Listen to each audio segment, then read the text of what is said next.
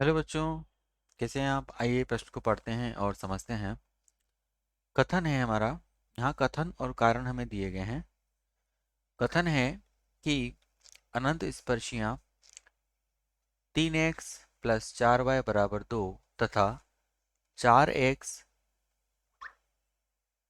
Minus 3y plus 5 बराबर 0 वाले अतिपरवलय की अनुप्रस्थ अक्ष तथा संयुग्मी अक्ष को प्रतिच्छेदित करते हैं। ये हमारा कथन है। इसका कारण दिया हुआ है कि संयुक्त अनुप्रस्थ तथा संयुग्मी अक्ष अतिपरवलय पर अनंत स्पर्शियां प्रतिच्छेद करते हैं। तो हमें ये देखना है कि क्या कथन और कारण दोनों सत्य हैं और कारण कथन की सही व्याख्या करता है या नहीं। सबसे पहले हम इस प्रश्न की मुख्य अवधारणा पर आते हैं। देखिए, इसकी मुख्य अवधारणा क्या बनेगी। मुख्य अवधारणा। मुख्य अवधारणा क्या कहती है? देखिए, एक फैक्ट है इसमें, एक सत्य है इसमें। वो सत्य क्या कहता है हमारे पास कि समकोणीय अतिपरवलय, समकोणीय अतिपरवलय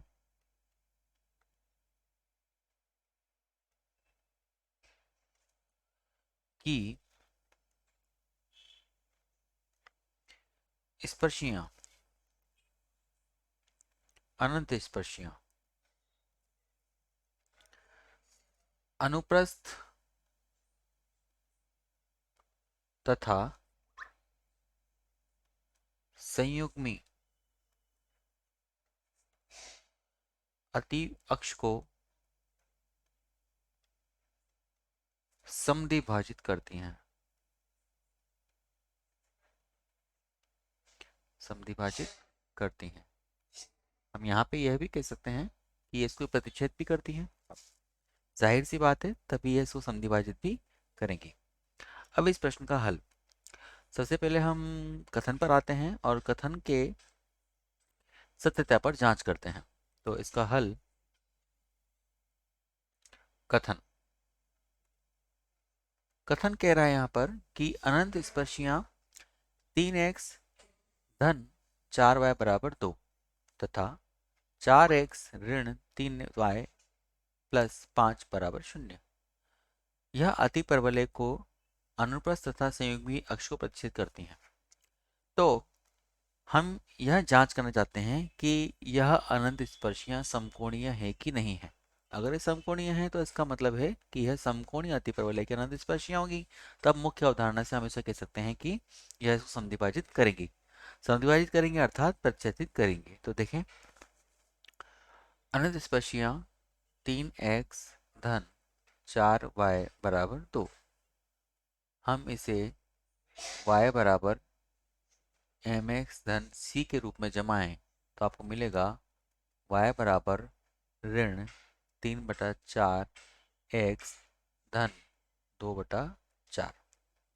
यहाँ से आपकी इसकी प्रवणता आएगी -3/4 तथा आपको दिया गया है 4x ऋण 3y धन 5 बराबर 0। यहाँ से क्या मिलेगा हमको? y बराबर 4/3 x धन 5/4। यहाँ से इसकी प्रवणता कितनी आ रही है? 4/3।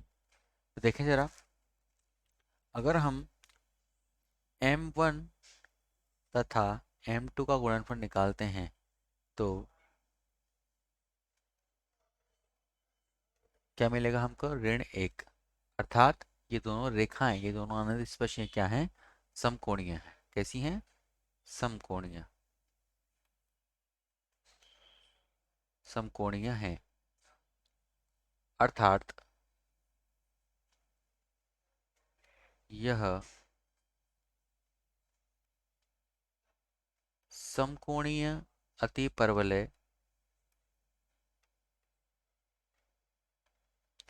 की अनंत स्पर्शियां हैं।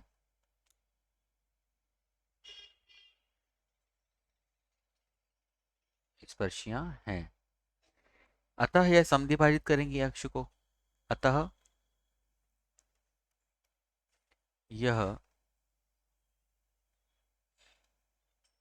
अनुप्रस्थ अक्ष तथा संयुग्मी अक्ष को समद्विभाजित अर्थात प्रतिच्छेद कथनानुसार करेंगी। अर्थात हमारा कथन सही है। देखिए, अब कारण क्या बनता है इसका? कारण बोल रहा है ये,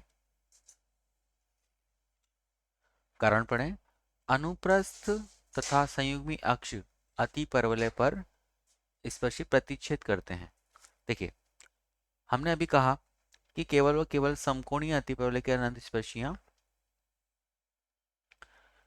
अनुप्रस्थ तथा संयुग्मी अक्ष को संविभाजित करते हैं अर्थात प्रतिच्छेद करते हैं। इसके अलावा किसी अन्य पर यह प्रतिच्छेद नहीं करते हैं। यह भी एक सत्य है। कारण हमें जो दिया गया है उसके अनुसार हम जानते हैं कि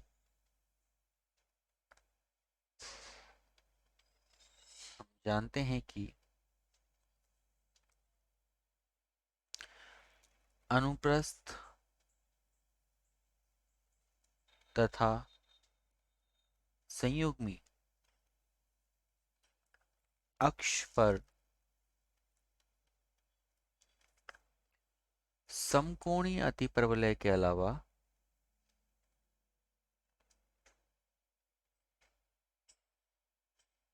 अतिपरवलय के अलावा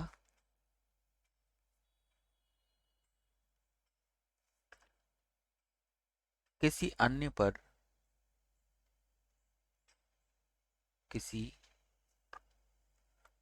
पर प्रतिच्छेदित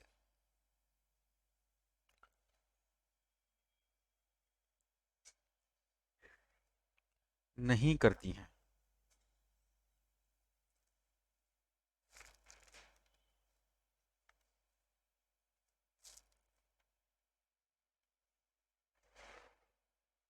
देखिए, तो हम यहाँ से क्या निष्कर्ष निकाल सकते हैं? हम यहाँ से निष्कर्ष निकाल सकते हैं कि हमारा कथन एक जो है वो सही है।